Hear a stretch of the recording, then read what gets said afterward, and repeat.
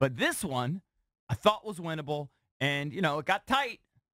But luckily, they were able to close it out, and Kirk had a very, very nice final drive to quiet people, I think, at least for a week. That was a good one. For a week. It was a good drive. And then next week, they'll be upset. He had an average game, though. Overall, I'd give him a B because they didn't ask him to do much. It was a great game plan. It was actually exactly what I said, because I think anybody with half a brain could see it. You're going to have to do quick hitters, rhythm throws. That's what he's best at. And in a perfect world, I would have imagined that they would have rushed for 230 yards. No. Never would have imagined it. Didn't but that see was that the coming. game plan. They thought they could move those guys. We'll play the Jay Gruden quotes later. They thought they had bigger guys up front, that their front was mobile but not necessarily as big, and that they would try to pound the football. And it worked. So kudos. The game plan definitely worked. However, credit to all of them. And Kirk alluded to this in some of his quotes afterwards, where he was talking about playing against his own defense in the preseason. The offense evolves, and they go with what works. And the way that this offense is trending, it could change. Small sample size is they're just not going to be able to throw to outside receivers as much as they did in the past because they missed Deshaun Jackson and Pierre Garçon. Mm-hmm. It's undeniable. Well, I don't think it's two just games. that. That's a factor. It's also that they can't pass protect for long periods. They really can't. So when they have longer developing plays, it generally, so far, and the sample size is small, but so far it's fallen apart. I just think you don't have the game breaker in Deshaun Jackson. You saw Terrell Pryor catch 2 balls yesterday. I get it. It's just going to be an offense that features the tight end, the slot receiver, and a back coming out of the backfield more than hitting outside receivers. It's going to be different. They might not even have one wide receiver with 1,000 yards. Maybe that works.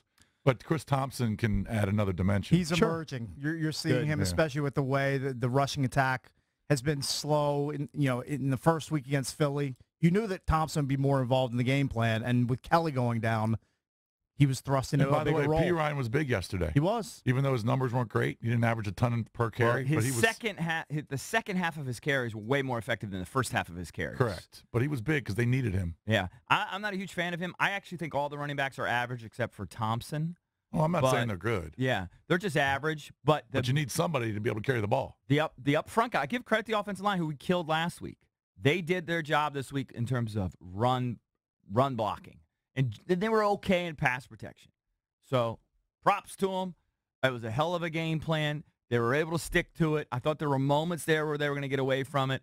I think all of Redskins Nation hated when we were close there. We were in the red zone, and all of a sudden they called the one obvious fade and the other cut to there on third down. Those were awful. They didn't have many weapons because guys were dropping like flies. At one point, Reed was out. I give Reed credit because I didn't realize, but he came back in the game after he had his, shoulder AC sprain, whatever the hell he had. Mason Foster comes back. We haven't even talked about the defense and what they did. How many guys got hurt yesterday? Oh, so many guys. Mason Foster had his shoulder dislocated. They popped it back in, and he makes the game-saving interception. Ryan Kerrigan with a huge sack. I mean, just an unbelievable big boy rush there where he got inside. Preston Smith playing like we thought he would play last year. They're much better on third downs. Josh Norman has an uncanny ability to punch the ball out, too. He's really good at that. He did it at least once, maybe twice in the game. He didn't necessarily get it loose. Well, he didn't recover the second one, but he did punch it out. I couldn't tell in the first one. He also holds and grabs. Yeah. I mean, that just comes with the territory with Norman. Gets away with a lot. Yeah. On the negative, on the defensive side, they still have a tackling issue at times. I mean, I think Breland whiffed twice on that last drive.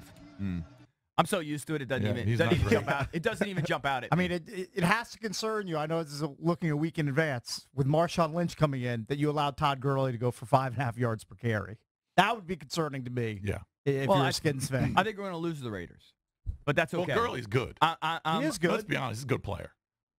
He's been in a slump for like the last year and a half. He's but athletic as hell. Yeah, we made him look good. I don't know how good he is. We made him look good. I thought Goff looked average. I thought Wentz looked a lot better last week in terms of second-year quarterbacks. Well, Wentz should look better. He's had more experience. I think that's what Goff's ninth start.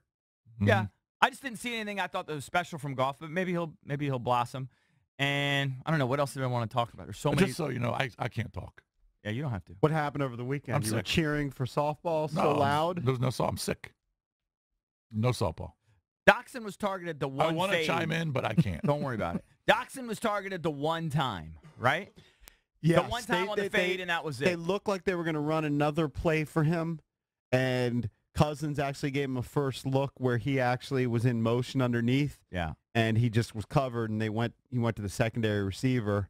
Well, I think it was Terrell Pryor, and it might have been back actually. Right. And look, he's not on the field a lot. And look, the game-winning touchdown was to Ryan Grant. And I like Ryan a lot Grant. of people I like him. kind of make why? fun of Ryan Grant being on the field because you expect the first-round pick, Josh Doxson, to be out there. But the coaches like him. I like him. He's reliable. Right. Kirk likes him. Kirk trusts him. Yeah, I like him. And so he's on the field. You know what? He works hard. I like him.